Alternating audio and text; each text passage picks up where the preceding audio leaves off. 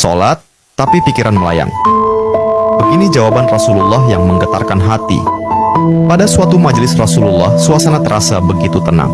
Para sahabat duduk melingkar menyimak setiap perkataan beliau dengan penuh perhatian. Namun, di antara mereka, ada seorang sahabat yang tampak gelisah. Jemarinya saling menggenggam, matanya menunduk, dan napasnya terasa berat.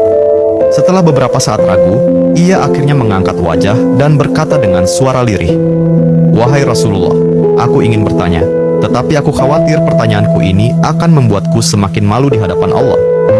Rasulullah pun tersenyum lembut, menatapnya penuh kasih sayang. "Katakanlah, wahai saudaraku, tidak ada pertanyaan yang membuat seseorang hina jika ia bertanya untuk mencari kebaikan." Sahabat itu menarik napas dalam, matanya mulai berkaca-kaca. "Wahai Rasulullah, aku merasa salatku sering tidak khusyuk. Kadang aku mengingat urusan dunia, kadang pikiranku melayang entah kemana. Aku takut salatku tidak diterima oleh Allah. Apakah dengan salat seperti itu, aku tetap mendapatkan pahala?"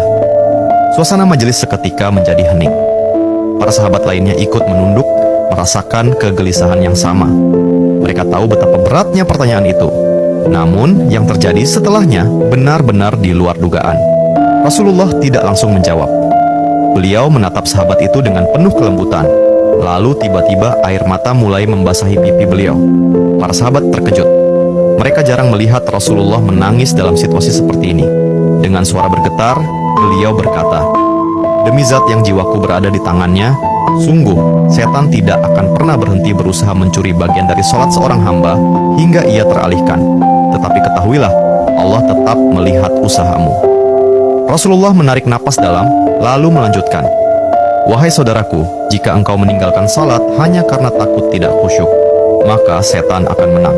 Tetapi jika engkau tetap berusaha salat meski pikiranmu teralihkan, ketahuilah bahwa setiap kali engkau berusaha kembali kepada Allah dalam salatmu, saat itulah Allah menyambutmu." Mendengar itu, sahabat tersebut tak mampu menahan tangis. Begitu pula para sahabat lainnya. Kemudian Rasulullah melanjutkan dengan penuh kelembutan, "Bayangkan seorang ibu yang melihat anaknya berjalan ke arahnya, tetapi anak itu sering jatuh dan tersandung. Apakah sang ibu akan marah? Tidak. Ia justru akan berlari menghampirinya, mengangkatnya, dan mendekapnya erat. Itulah Allah. Ia lebih penyayang daripada seorang ibu kepada anaknya.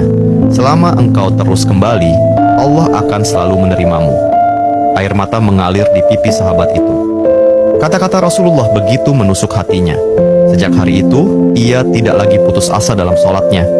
Ia tetap berusaha khusyuk, dan setiap kali pikirannya melayang, ia mengingat nasihat Rasulullah.